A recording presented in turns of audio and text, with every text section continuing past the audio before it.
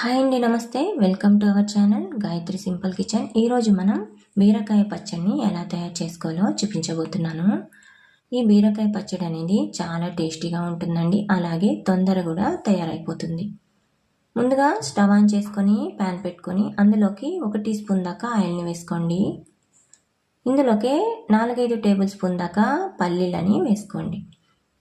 ఈ పల్లీలని బాగా ఎర్రగా వేయించుకోండి. మంటని మీడియం ఫ్లేమ్లోనే పెట్టుకొని ఇలా వేయించుకోవాలి.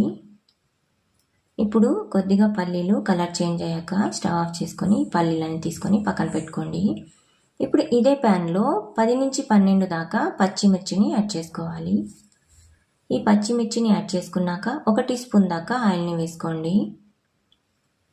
ఇలా ఈ పచ్చిమిర్చి కూడా మీడియం ఫ్లేమ్లోనే ఇలా దోరగా ఎర్రగా వేయించుకోవాలి. ఇప్పుడు